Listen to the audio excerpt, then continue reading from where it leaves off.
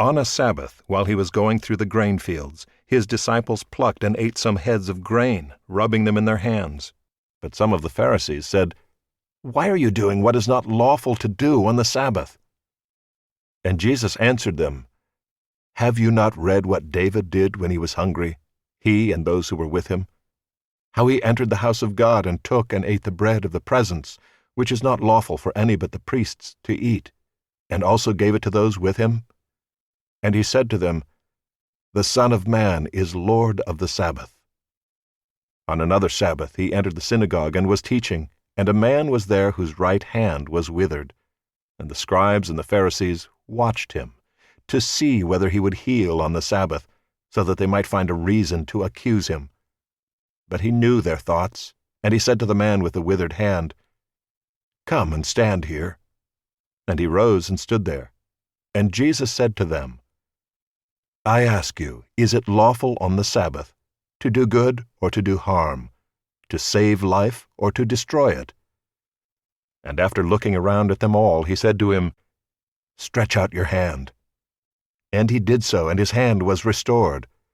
But they were filled with fury and discussed with one another what they might do to Jesus. In these days he went out to the mountain to pray, and all night he continued in prayer to God.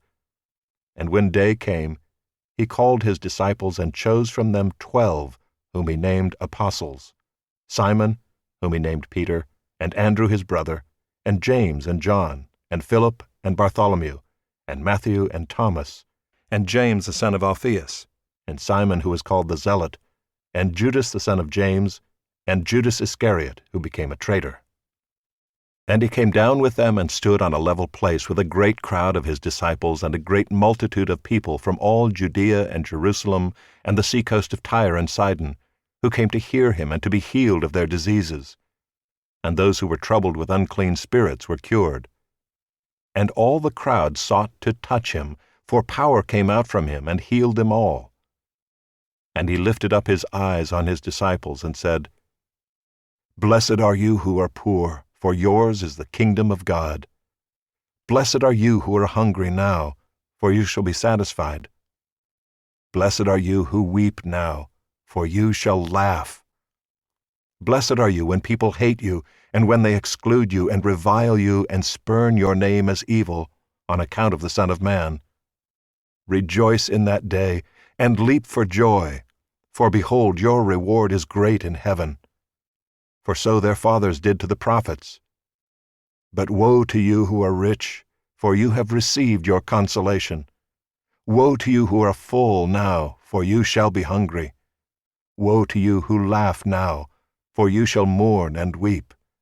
Woe to you when all people speak well of you, for so their fathers did to the false prophets. But I say to you who hear, love your enemies, do good to those who hate you, bless those who curse you, pray for those who abuse you.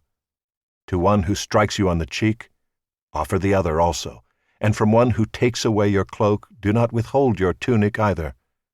Give to everyone who begs from you, and from one who takes away your goods, do not demand them back.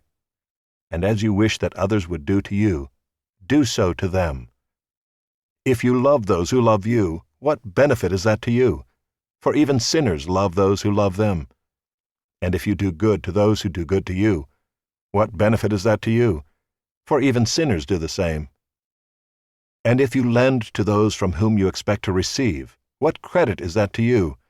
Even sinners lend to sinners, to get back the same amount.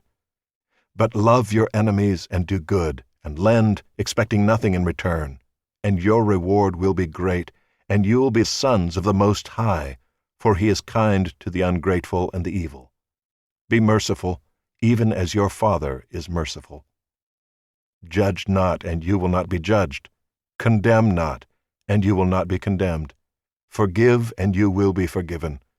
Give, and it will be given to you.